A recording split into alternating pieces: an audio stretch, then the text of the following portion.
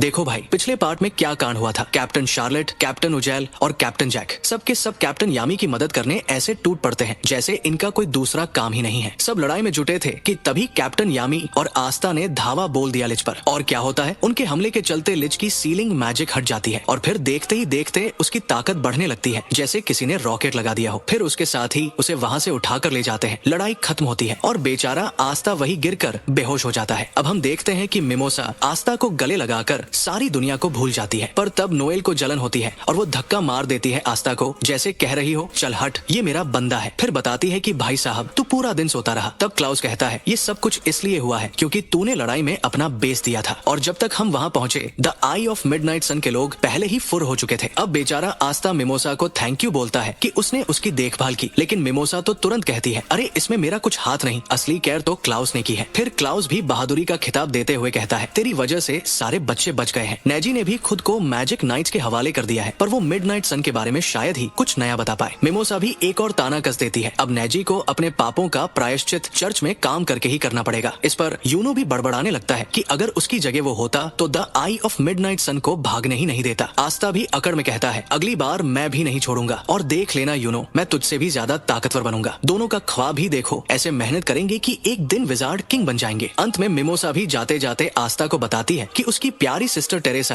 अब ठीक हो रही है। फिर गोश आता है, ताना मारता है कि वो बस उस बुजुर्ग को देखने आया है जो मरने का नाम नहीं ले रही। सिस्टर टेरेसा उसे समझाती है कि जख्मी लोगों से ऐसी बातें नहीं करते। इस पर गोश बोलता है चल तो मैं तुझे ही खत्म कर देता हूँ। और फिर क्या तू तू मैं शुरू हो जाती है जैसे इनकी जिंदगी का यही मकसद हो। इतने में मैरी बीच में आकर उन्हें शांति का पाठ पढ़ा देती है। गोश भी कुछ भावुक होकर कहता है मैरी का ख्याल रखने के लिए थैंक यू, और हाँ चलो खुशी की बात यह है कि तू जिंदा तो है। फिर गोश मेरी को आस्था की तारीफ करने को कहता है, लेकिन तभी आस्था वहाँ टपक पड़ता है और मेरी उससे खेलने लगती है। गोश का चेहरा जल भुन जाता है जैसे कोई उसकी सबसे कीमती चीज छीन ली हो। अब आस्था सिस्टर थेरेसा का हालचाल पूछता है और थेरेसा उसे दिलासा देती है कि वो एकदम फिट है। इसके साथ ही वो उसे सिस्टर लिली को उसके बहादुरी भरे कामों के बारे में बताने की बात करती है और कहती है सिस्टर लिली को बताऊंगी तो वो जरूर खुश होंगी। आस्था भी भाव खाता है और बोलता है सही कहा सिस्टर, और मैं एक दिन विज किंग बन के आपको लेने जरूर आऊंगा। तभी नोएल आस्था को वापस बेस लौटने के लिए कहती है, लेकिन साहब आस्था को अभी भूख सता रही है, तो वो रेबेका के घर खाने के लिए पहुंच जाता है। यहाँ बेचारे गोश के दिल में जलन की लहरें उठ रही होती है जैसे आस्था ने उसकी दुनिया उजाड़ दी हो। वहीं नोएल सोच रही होती है कि शायद लड़कों को वो लड़कियां पसंद होती है जो अच्छा खाना बना सके। मार्को आस्था को उसकी रोब वापस देता है और नोएल को मौका मिल जाता है आस्था को ताने मारने का। इतने में रेबेका के दिमाग में भी खुराफात चल रही है और वो आस्था को किस कर देती है। सोचती है माफ करना भाई, पर ये पहली किस मेरी है। इस नजारे पर नोएल को ऐसा शौक लगता है जैसे बिजली का झटका लगा हो। उधर ब्लैक बुल बेस में आस्था के लौटने की खुशी में खाना तैयार होता है। मैग्ना सबको उकसाता है चलो खाना खाओ और देखो कौन जीतता है। कैप्टन यामी को जज बनने की बिन मांगी जिम्मेदारी दे दी जाती है। फिर पिंडरल अपने स्पेशल मैजिक से खाना सीधे पेट में भेजने की कोशिश करता है, लेकिन कैप्टन यामी उसे आउट कर देते हैं। एक के बाद एक सब आउट होते जाते हैं और बस मैदान में बचते हैं आस्था और चार्मी। आखिर में चार्मी जीत जाती है जैसे ये उसका सपना हो। तभी विज किंग का एक लेटर आता है जिसमें लिखा होता है कि सभी कैप्टन्स की कल कॉन्फ्रेंस है और आस्था को भी लाने का हुक्म है। मार्क्स बताते हैं कि सारे कैप्टन्स को खबर कर दी गई है। विज किंग के दिमाग में भी खुराफात है कि हो न हो हमारे बीच में कोई गद्दार है जो मिडनाइट सन के साथ मिला हुआ है। वो सोचते हैं कि शायद कल वो पकड़ा जाए। फिर मार्क्स कैप्टन यामी और आस्था का स्वागत करता है और आस्था से उसकी लड़ाई के किस्से सुनता है। मजाक में कहता है देखना विज़र्ड किंग तेरे इस काम के लिए तुझे 2-4 चार जरूर देंगे। और फिर क्या,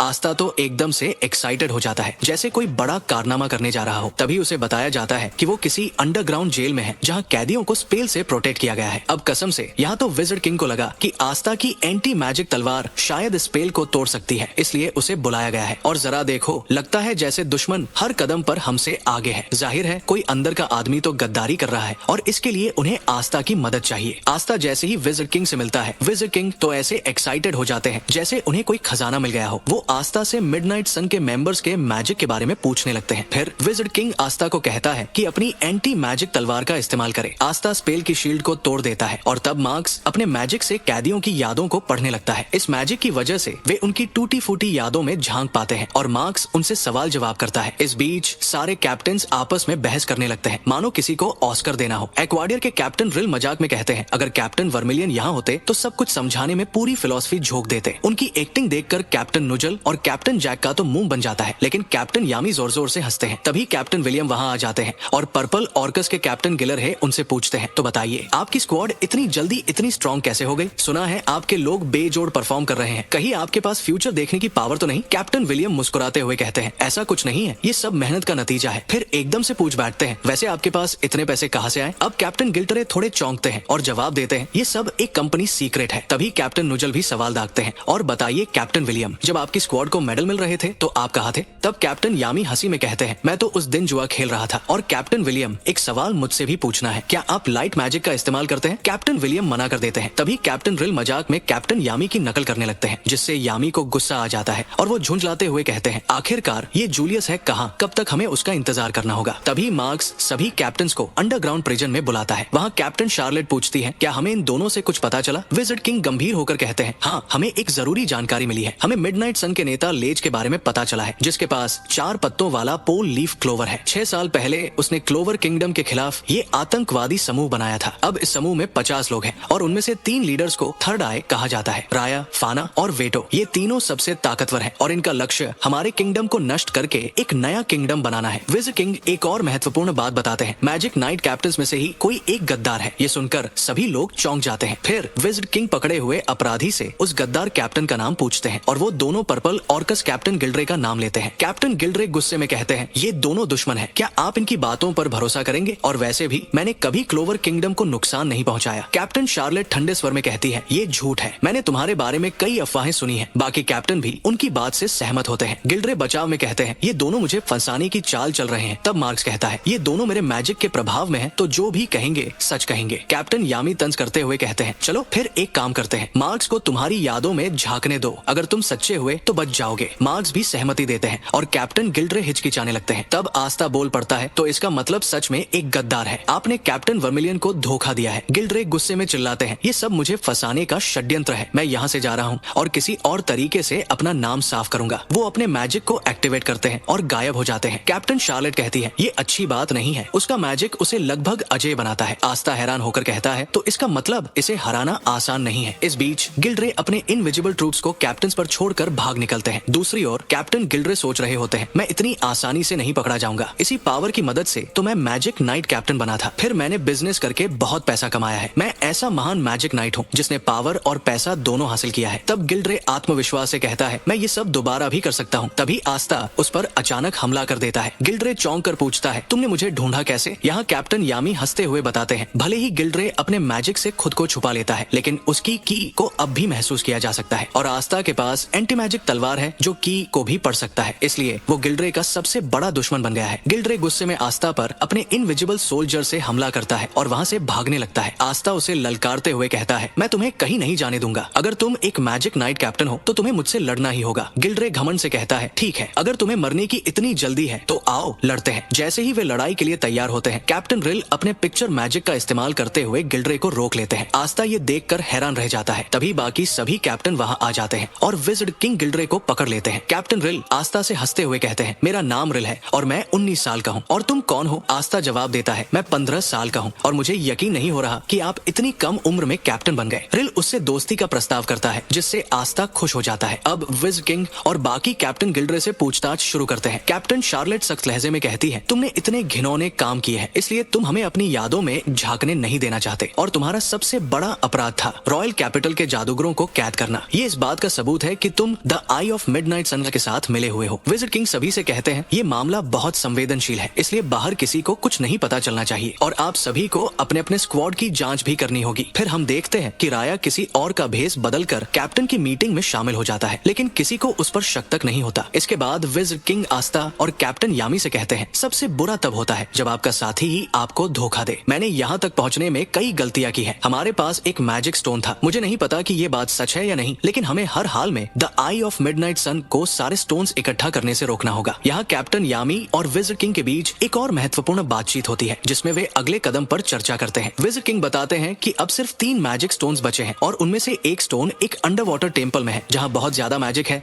और कोई भी आसानी से वहाँ तक नहीं पहुँच सकता। वो ये भी कहते हैं कि जो डंगन तुम लोग पहले गए थे वो तो एक शुरुआती स्तर जैसा था। कैप्टन यामी इस पर चुटकी लेते हुए कहते हैं, तो आपका मतलब है कि द आई ऑफ मिडनाइट सन के पास पहुंचने से पहले हमें उस मैजिक स्टोन को हासिल करना होगा। विज़र्ड किंग जवाब देते हैं, हाँ, और इस काम के लिए सबसे बेहतर टीम है ब्लैक बुल्स, क्योंकि इसमें किसी को भी उनके स्टेटस से कोई फर्क नहीं पड़ता। हमें ये भी ध्यान रखना होगा कि यहाँ और भी गद्दार हो सकते हैं हैं, तो क्या तुम लोग ये काम करोगे? कैप्टन यामी बिना कोई झिझक कहते हैं, आप विज किंग हैं, जो भी ऑर्डर देंगे वो होगा। और ये सच है कि मुझे किसी चीज से कोई फर्क नहीं पड़ता। इस दौरान कैप्टन यामी अपने अतीत को याद करते हैं, जब लोग उन्हें विदेशी कहकर तिरस्कार करते थे और ग्रिमवार मिलने के बाद भी उन्हें कोई स्वीकार नहीं करता था। वो हमेशा अकेले रहते थे। विज किंग उनके डार्क मैजिक को देखकर काफी प्रभावित होते हैं और एक्साइटेड हो जाते हैं। तब कैप्टन यामी उनसे पूछते हैं, आखिरकार तुम कौन हो? विज किंग जवाब देते हैं, मैं एक मैजिक नाइट कैप्टन हूँ। कैप्टन यामी को ये सुनकर थोड़ा चकरा जाता है, लेकिन वो विज किंग को सलाम करते हुए कहते हैं, मैं अपनी पावर को यूज करके ये साबित करूंगा कि आपने जो मुझ पर भरोसा किया है वो गलत नहीं था। विज किंग कहते हैं, हाँ, और आस्था, उस टेम्पल में बहुत ज्यादा मैजिक होगा, इसलिए मेरे हिसाब से तुम्हारे एंटी मैजिक के बिना कोई भी एंटर नहीं कर पाएगा। मैं तुम पर भरोसा कर रहा हूँ। आस्था इस पर सलाम करते हुए खुद को थोड़ा ज्यादा चोटिल कर लेता है। कैप्टन यामी हंसते हुए कहते हैं, तुम तो बहुत एक्साइटेड हो गए थे। आस्था जवाब देता है, क्योंकि ये पहली बार है जब किसी ने मुझ पर किसी काम के लिए भरोसा किया है। कैप्टन यामी कहते हैं, मैंने तुम्हें अपनी स्क्वाड के लिए इसलिए चुना क्योंकि मुझे लगा तुम आगे जाकर बहुत कुछ कर सकते हो, तो अपना बेस्ट देना। ब्लैक बुल्स के बेस में सभी लोग बीच पर जाने के लिए बेहद एक्साइटेड होते हैं। वे अपने अपने इंटरेस्ट के अनुसार चीजें सोचने लगते हैं। इस दौरान नोएल स्विम सूट के बारे में सोच रही होती है और वेनेसा उसे एक ऑफर देती है, जिससे नोएल शॉक हो जाती है। सब लोग हंसी मजाक में लगे होते हैं, लेकिन कैप्टन यामी गुस्से में आकर कहते हैं, हम वहाँ काम करने जा रहे हैं, मजे करने नहीं। इस पर सब शांति से खड़े हो जाते हैं। आस्था सोचता है, पता नहीं वो अंडर वाटर टेम्पल कैसा होगा।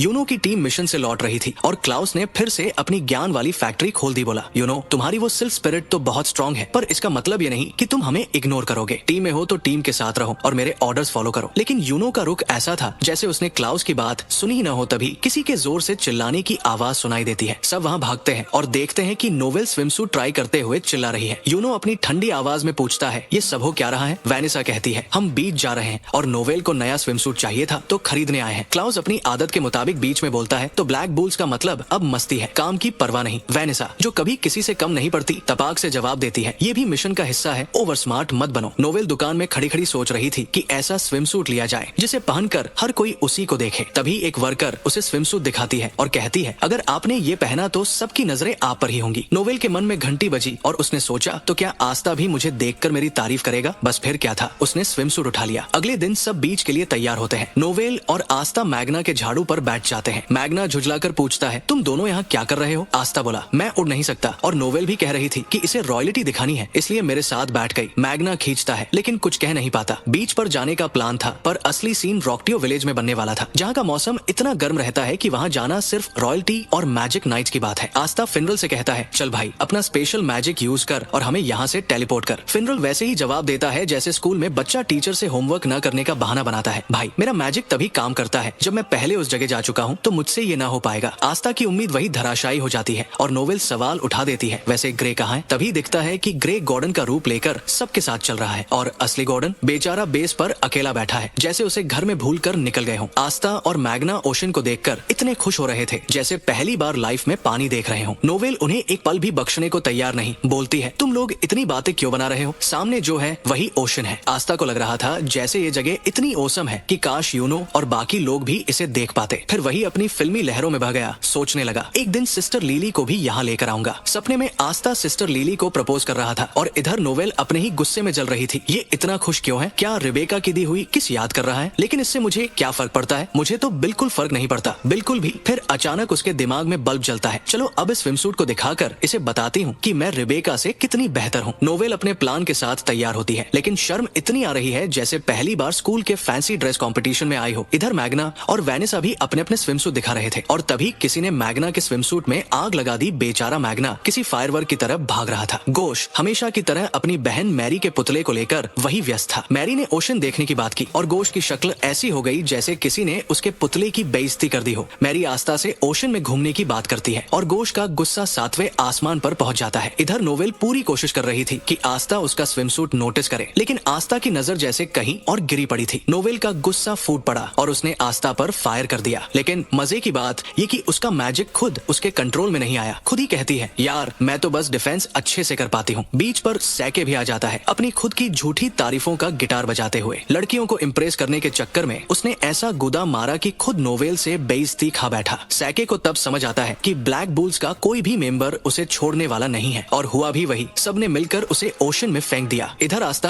अचानक सीरियस हो गया, अरे हम तो यहाँ मैजिक स्टोन ढूंढने आए थे, ये सब क्या हो रहा है? तभी कैप्टन यामी आते हैं और बोलते हैं, सुनो सब ध्यान से, under water temple ocean ocean के बॉटम पर है। वहाँ जाना इतना आसान नहीं है क्योंकि रास्ता पूरी तरह से मैजिक से भरा है। एक फर्स्ट क्लास मैजिशियन भी इसे पार नहीं कर सकता और हम केवल फुल मून पर वहाँ पहुँच सकते हैं क्योंकि तब मैजिक थोड़ा कमजोर होता है। यामी ने आगे कहा, और क्योंकि टेम्पल ओशन के बॉटम में है तो हमें सिर्फ नोवेल का वाटर मैजिक ही वहाँ ले जा सकता है। नोवेल जो पहले ही गुस्से में थी बोल पड़ी, मेरा मैजिक तो कंट्रोल में ही नहीं रहता, अगर मैं फेल हुई तो सब मारे जाएंगे। यामी मुस्कुराते हुए बोले, हाँ सही कहा, लेकिन ये मिशन सिर्फ ब्लैक बुल्स के लिए है तो तुम्हें ही करना होगा। फुल मून एक हफ्ते बाद है, तब तक अपना मैजिक कंट्रोल करना सीख लो। नोवेल की हालत ऐसी थी जैसे स्कूल में प्रिंसिपल ने अचानक स्पीच देने बुला लिया हो और बाकी टीम वो सब हंसी खुशी अपने अगले एडवेंचर की तैयारी में लग गए। रात का वक्त था और नोवेल अकेली अपने मैजिक को कंट्रोल करने की कोशिश में जुटी हुई थी। दिमाग में एक ही ख्याल, वेनेसा ने जो टिप्स दी थी उनमें से कोई काम क्यों नहीं कर रही? क्या सच में मैं अपने मैजिक पर कभी काबू नहीं पा सकूंगी? लेकिन अगले ही पल उसने खुद को संभाला, नहीं मैं इतनी जल्दी हार मानने वालों में से नहीं हूँ, कोशिश करती रहूंगी। तभी आस्था ट्रेनिंग करते हुए वहाँ आ धमका, सीधा बोल पड़ा, नोवेल चलो साथ में ट्रेनिंग करते हैं, तुम्हारा मैजिक बेकाबू हो तो चिंता मत करो, मैं अपनी तलवार से उसे काट दूंगा, किसी को चोट भी नहीं लगेगी। नोवेल ने धीरे से कहा ही था कि आस्था के कानों में किसी का गाना सुनाई दिया। दोनों उस आवाज की तरफ बढ़े और देखा कि एक लड़की गाना गा रही है। उधर विज़र्ड किंग अपनी आदत से बाज नहीं आ रहा था, कामधाम छोड़कर बाहर जाने की तैयारी में था जब मार्क्स ने उसे धर दबोचा। मार्क्स ने कहा, इतने बिजी शेड्यूल में भी आपको बाहर जाने का टाइम मिल गया? आई ऑफ मिडनाइट का मसला तो अभी तक हल नहीं हुआ और आप पिकनिक मूड में हैं। विज़र्ड किंग मुस्कुराकर बोला, अरे मुझे तो बस ये सोच रहा था कि ब्लैक बुल्स अभी क्या कर रहे होंगे, काश मैं भी उनके साथ जा पाता। और इधर ब्लैक बुल्स, वो तो मिशन छोड़ बीच पर अपने अपने तरीके से मस्ती कर रहे थे। अब वापस उस लड़की पर आते हैं। शर्माते हुए उसने कहा, मुझे नहीं पता था कि कोई मेरा गाना सुन रहा है, लेकिन कोई बात नहीं, वैसे तुम दोनों मेरे दोस्त बनोगे। मेरा नाम काहोनो है और तुम्हारा? आस्था और नोवेल ने अपना नाम बताया। नोवेल ने पूछा, इतनी रात में तुम यहाँ क्या कर रही हो? काहोनो बोली, मैं वोकल ट्रेनिंग कर रही थी, मेरा सपना है कि मैं सिंगिंग, डांसिंग और मैजिक से दुनिया की सबसे बड़ी आइडल बनूं। आस्था ने सिर खुजाते हुए पूछा, आइडल क्या होता है? काहोनो ने हंसकर जवाब दिया, आइडल वो होते हैं जो गाना, डांस और मैजिक के जरिए लोगों के फेवरेट बनते हैं। मैं बहुत फेमस होना चाहती हूँ और खूब पैसे कमाना चाहती हूँ। आस्था ने ये सुनकर सिर हिलाया जैसे उसकी समझ से ये बातें बाहर हों। तभी काहोनो ने अपनी मैजिक से आस्था की चोट को ठीक कर दिया। आस्था उछलते हुए बोला, तुम्हारा मैजिक कमाल का है। लेकिन काहोनो ने तुरंत पैसे मांग लिए, अगर तुम्हें और मदद चाहिए तो अगली बार पेमेंट साथ लेकर आना। आस्था का चेहरा ऐसा हो गया जैसे किसी ने उसका खाना छीन लिया हो। बातों बातों में काहोनो ने उनकी उम्र पूछी। दोनों ने कहा, हम 15 साल के हैं। काहोनो ने मुस्कुराते हुए कहा, मैं भी 15 की हूँ। तो अब हम दोस्त हुए। फिर उसने पूछा, तुम लोग यहाँ रात को अकेले क्या कर रहे हो? क्या ये कोई रोमांटिक डेट है? नोवेल ने घबराकर कहा, नहीं, हम तो बस ट्रेनिंग कर रहे हैं, मुझे एक हफ्ते के अंदर अपना मैजिक कंट्रोल करना सीखना है। काहोनो ने उत्साह से कहा, तो फिर अपना मैजिक दिखाओ। अब देखना यह है कि नोवेल का मैजिक दिखाने का ये पल क्या उसे और करीब लाता है या सब गड़बड़ कर देता है। जैसे ही नोवेल ने अपने मैजिक को रिलीज किया, पूरे माहौल में एक अलग ही ऊर्जा दौड़ गई। शुरुआत में उसे लगा कि वो फिर से असफल हो जाएगी। उसकी सोच में वही पुराने ख्याल हावी हो गए। मैं सच में किसी काम की नहीं हूँ, मेरे पास कोई अच्छी यादें भी नहीं है। लेकिन तभी ब्लैक बुल्स के सारे मेंबर्स वहाँ पहुँच गए। वे जोर जोर से चिल्लाकर नोवेल को चीयर करने लगे। नोवेल की आंखों में चमक लौट आई। उसने सोचा, कितने साल मैंने अपनी फैमिली के साथ बिताए, लेकिन उनके साथ मेरी एक भी अच्छी याद नहीं है। लेकिन ब्लैक बुल्स के साथ मैंने इतने कम समय में ढेर सारी खूबसूरत यादें बनाई हैं। ये लोग मुझ पर भरोसा करते हैं, इन्होंने मुझे अपनी टीम में जगह दी और मुझ पर यकीन किया। अब बारी मेरी है कि मैं इनके लिए कुछ करूं। कैप्टन यामी की कही हुई बात उसके कानों में गूंजने लगी। तुम्हारे भाई का कहना है कि तुम एक लूजर हो जो अपना मैजिक तक कंट्रोल नहीं कर सकती, लेकिन मुझे लगता है कि ब्लैक बुल्स का स्क्वाड तुम्हारे लिए बिल्कुल सही जगह है, क्योंकि ये टीम लूजर से भरी हुई है। नोवेल ने अपनी पूरी ताकत झोंक दी। उसके ग्रिमोयर में एक नया स्पेल जुड़ गया जो उसकी क्षमता को दर्शा रहा था। उसका मैजिक शांत, नियंत्रित और पहले से अधिक शक्तिशाली हो गया। उसने गहरी सांस ली और देखा कि उसने अपने मैजिक को पूरी तरह कंट्रोल कर लिया है। लेकिन मैजिक का अत्यधिक उपयोग उसे थका देता है। जैसे ही वो गिरने लगती है, आस्था उसे पकड़ लेता है। नोवेल थोड़ी शर्माई, लेकिन अपनी आदत से मजबूर उसने आस्था को एक हल्का थप्पड़ मार दिया। सभी ब्लैक बुल्स खुशी से झूम उठे। कैप्टन यामी ने मुस्कुराते हुए कहा, तो आखिरकार नोवेल, तुमने कमाल कर ही दिया। इसका मतलब है कि हम अब अंडरग्राउंड टेम्पल में पहुंचने के बहुत करीब है। काहोनो, जो सब कुछ देख रही थी, मुस्कुरा कर बोली, तुम्हारे पास बहुत अच्छे दोस्त हैं, नोवेल, जो तुम्हारा हमेशा साथ देंगे। मुझे यकीन है कि हम फिर से मिलेंगे। तो फिर अब टेम्पल में मुलाकात होगी। अगला कदम अंडरग्राउंड टेम्पल की ओर बढ़ने का था। ब्लैक बुल्स का साहस और उत्साह देखकर ऐसा लग रहा था कि वो हर चुनौती का सामना करने के लिए तैयार है। कैप्टन यामी पूछते हैं, अंडर वाटर टेम्पल में मैजिक कमजोर होगा तो क्या तुम सब तैयार हो? और पूरी टीम एक्साइटमेंट में उछलने लगती है। आस्था, जो हर बार दिमाग की बजाय दिल से सोचता है, नोवेल से पूछता है, तुम नर्वस हो? अब ये सुनकर टीम फिर से नोवेल को चीयर करने लगती है। तभी कैप्टन यामी का क्लासिक डायलॉग आता है, अगर प्रेशर फील करोगी तो फेल हो जाओगी, रिलैक्स करो, और अगर गलती की तो मैं खुद तुम्हें ठोक दूंगा। इस पर नोवेल सोचती है, ये लोग क्या खाते हैं, इतना ओवर कॉन्फिडेंस लाते कहां से हैं? खैर, किसी तरह वो सबको पानी की दीवार दीवार के अंदर ले जाती है और यामी उसकी तारीफ करके उसे खुश कर देते हैं। पानी के अंदर घुसने के बाद सब मजे कर रहे थे, लेकिन फिर अचानक मैजिक का लेवल बढ़ गया। फिनल कहता है ये जगह सच में सबसे खतरनाक है। इस पर आस्था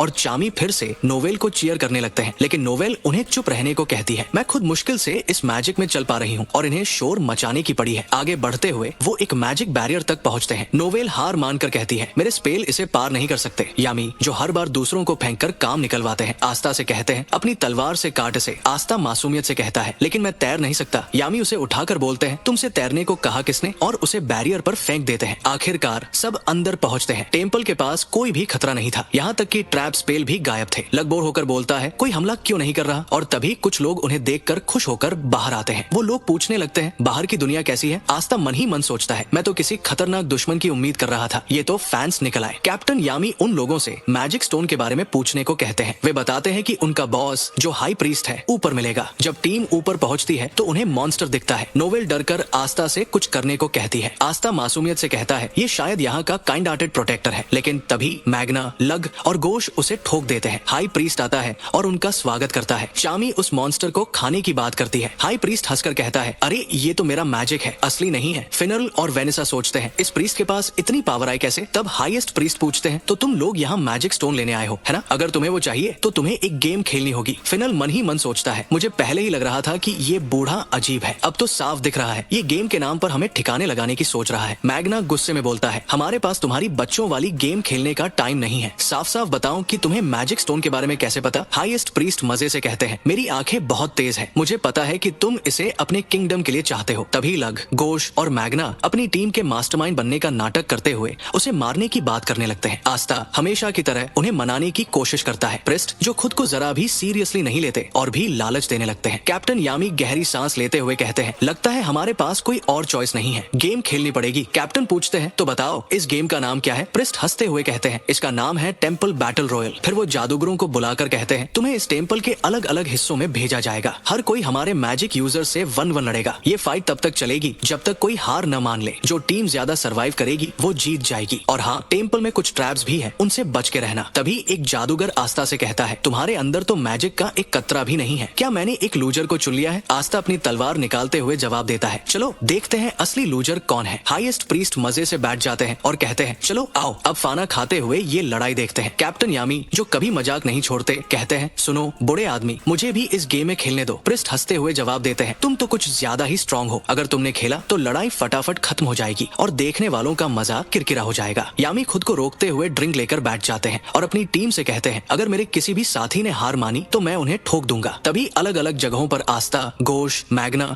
और लक को फाइटर्स मिल जाते हैं। हाईएस्ट प्रीस्ट कैप्टन यामी से पूछते हैं इन सबका मैजिक नाइट रैंक क्या है। यामी जवाब देते हैं ये सब जूनियर लेवल पर है। प्रीस्ट कहते हैं तो फिर इनका कोई चांस नहीं है क्योंकि मेरे सारे लोग इंटरमीडिएट मैजिक नाइट्स जितने पावरफुल है। यामी मुस्कुराकर जवाब देते हैं ये लोग अपने टाइटल से कहीं ज्यादा स्ट्रॉन्ग है। फाइट शुरू होती है और हम देखते हैं कि आस्था, गोश, मैग्ना और लग अपने विरोधियों को एक एक करके हरा देते हैं। यामी हमेशा की तरह खुश होकर कहते हैं देखा ये लोग मेरे हीरो हैं। लेकिन प्रीस्ट अभी भी अकड़ कर कहते हैं ये चाहे अभी जीत गए हों पर अगले मैजिक यूजर्स और मेरे 3 ग्रेट प्रीस्ट से कभी नहीं जीत पाएंगे। वो तो सीनियर नाइट्स जितने ताकतवर हैं। और यहाँ फिनल का हाल ऐसा हो रहा होता है जैसे स्कूल में टीचर ने उसे पिटाई के लिए पकड़ लिया हो। वो अपने अपोनेंट से बचता फिरता है और बड़बड़ाता है मैं तो बाहर जाने की कोशिश कर रहा हूँ पर लगता है किसी करंट की वजह से फंस गया हूँ। तभी हाई प्रीस्ट हंसते हुए कहते हैं ओह मैं तुम्हें बताना भूल गया था कि इस गेम के खत्म होने से पहले कोई भी यहाँ से बाहर नहीं जा सकता। कैप्टन यामी अपनी ठेठ स्टाइल में चिल्लाते हैं फिनल चुपना बंद कर और जाकर लड़, नहीं तो मैं खुद तेरा काम तमाम कर दूंगा। फिनल डरते डरते कहता है अगर आप इस प्रीस्ट के साथ मिले हुए हो तो आप ये गेम रोक क्यों नहीं देते। कैप्टन यामी कंधे उचकाकर जवाब देते हैं क्योंकि अब यहाँ मुझे मजा आ रहा है, चल काम पर लग जा। इतना सुनते ही हाई प्रीस्ट अपने ट्रैप मैजिक को एक्टिवेट कर देते हैं और फिनल ऐसे भागने लगता है जैसे चूहेदानी में फंसा हुआ चूहा। कैप्टन यामी हाई प्रीस्ट की तरफ मुड़ते हुए मजाक में कहते हैं सुन बूढ़े आदमी क्या तुम इनके ऊपर कुछ और मजेदार ट्रैप्स डाल सकते हो। हाई प्रीस्ट मुस्कुराते हुए कहते हैं तुम सच में एक खतरनाक आदमी हो पर ये तो बस शुरुआत है। इसी बीच फाइट का मजा और बढ़ जाता है। चामी का अपोनेंट अपने गाने से उसे सुला देता है और इधर लॉक और मैग्ना आपस में मिल जाते हैं। लग अपनी छठी इंद्री को एक्टिव करते हुए कहता है मुझे पहले ही एहसास हो गया था कि यहाँ कोई खतरनाक बंदा है। फिर हम देखते हैं लग अपने अपोनेंट पर हमला कर देता है लेकिन वो अपनी शर्ट से खुद को बचा लेता है। अब लग की शक्ल ऐसी हो जाती है जैसे ये शर्ट है या कवच। आस्था अपने चिरपरिचित जोश में रास्ते में आने वाले मॉन्स्टर्स को ठिकाने लगाते हुए एक नए अपोनेंट तक पहुंचता है। वो कहता है तो तुम ही आस्था हो, मैंने सुना है कि तुम एक अजीब तरह की तलवार चलाते हो जो किसी भी मैजिक को काट सकती है। आस्था अपनी तलवार थामते हुए जवाब देता है, चलो ये भी देख लेते हैं। लेकिन उस बंदे ने लड़ाई से पहले डांस दिखाने की अजीब डिमांड रख दी। आस्था कंफ्यूज होकर बोलता है, क्या डांस? तुम सीरियस हो? वो बंदा जो खुद को कियाटो कहता है जवाब देता है, हाँ मैं डांसिंग किंग बनना चाहता हूँ, लेकिन इस टेम्पल से बाहर निकलने का बस यही मौका है। आस्था सिर खुजाते हुए सोचता है, लगता है सपने वाले लोग यहाँ बहुत ज्यादा है। कियाटो कहता है, सॉरी आस्था, पर मुझे अपने ड्रीम के लिए तुम्हें हराना ही होगा। आस्था मुस्कुराते हुए कहता है, तुम अकेले नहीं हो जिसके पास ड्रीम है। मैं इस किंगडम का सबसे ताकतवर मैजिक नाइट बनकर विजार्ड किंग बनने का सपना देखता हूँ। तो चलो अपने अपने सपनों के लिए लड़ते हैं। तभी दूसरी तरफ नोवेल अपनी उलझनों में फंसी होती है। मेरे पास तो कोई अटैक स्पेल ही नहीं है, आखिर मैं क्या करूँ? तभी चामी का अपोनेंट नोवेल के सामने आ जाता है। नोवेल अपने रॉयल एटीट्यूड में कहती है, अगर तुम्हें रॉयल्टी से लड़ने का शौक है तो मैं तुम्हें आखिरी चांस देती हूँ भाग जाने का। वो लड़की मास्क उतारते हुए हंसकर कहती है, खुशी हुई तुम्हें देखकर नोवेल। नोवेल हैरान होकर पूछती है, तुम्हें मेरा नाम कैसे पता? जब मास्क हटता है तो सामने कोई और नहीं बल्कि कहोनो होती है। नोवेल गुस्से से पूछती है, तुम यहाँ क्या कर रही हो? अगर तुम यही रहती हो तो हमारी मदद क्यों की और मेरे मैजिक को कंट्रोल करना क्यों सिखाया? कहोनो नोवेल को बताती है, मैं ऊपर ये देखने गई थी कि क्या वहाँ कोई ऐसा है जो यहाँ नीचे आना चाहता है। हर बार जब कोई यहाँ आता है मेरे ग्रैंडपा उनके साथ ये गेम खेलते हैं। अगर हम जीतते हैं तो हमें सतह पर जाने का मौका मिलता है। इससे मेरा सपना पूरा हो सकता है और मैं एक आइडल बन सकती हूँ। नोवेल तिल मिलाकर कहती है, तो इसका मतलब तुम मेरा इस्तेमाल कर रही थी? कहोनो शांत स्वर में जवाब देती है, नहीं नोवेल, जब मैं तुमसे मिली थी तब मैं सच में तुम्हारी मदद करना चाहती थी और ये भी सच है कि मैं तुम्हारी दोस्त बनना चाहती थी, लेकिन अभी के लिए हमें इस गेम को खत्म करना है। एक सच्चा दोस्त वही करता है जो सबसे कीमती चीजों के लिए लड़े और उसके बाद साथ में बेहतर तरीके से रहे। इसके बाद कहोनो अपने मैजिक का इस्तेमाल करते हुए नोवेल को सुलाने की कोशिश करती है, लेकिन नोवेल फौरन अपने आसपास एक शील्ड बना लेती है। कहोनो फिर हमला करते हुए कहती है, डिफेंस पर डिफेंस से तुम कभी नहीं जीत पाओगी। नोवेल गुस्से में कहती है, मैं अभी भी अपने मैजिक को कंट्रोल नहीं कर पा रही। कहोनो उसे प्रेरित करते हुए कहती है, तुम ऐसा क्यों सोच रही हो? असल में तुम मुझ पर अटैक नहीं कर पा रही क्योंकि तुम मुझे चोट नहीं पहुंचाना चाहती, लेकिन ये सही नहीं है। याद करो नोवेल, तुम यहाँ क्यों आए हो? अगर तुम मुझे हराओगी नहीं तो वो कभी हासिल नहीं कर पाओगी जो तुम्हें चाहिए। नोवेल को अपनी टीम ब्लैक बुल्स की याद आती है। वो सोचती है, मैं सबकी मदद करना चाहती हूँ और फिर लड़ने के लिए तैयार हो जाती है। दूसरी तरफ आस्था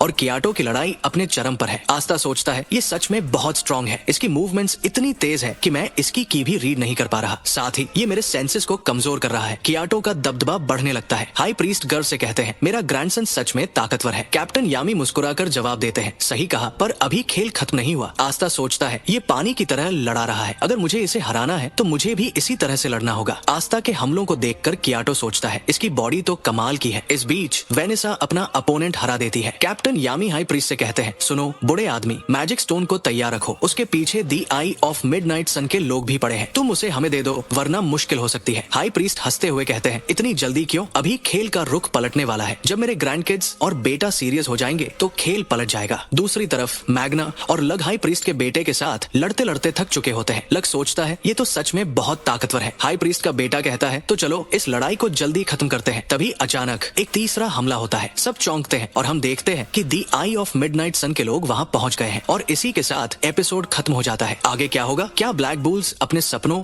और मैजिक स्टोन को बचा पाएंगे? जानने के लिए अगले एपिसोड का इंतजार करें।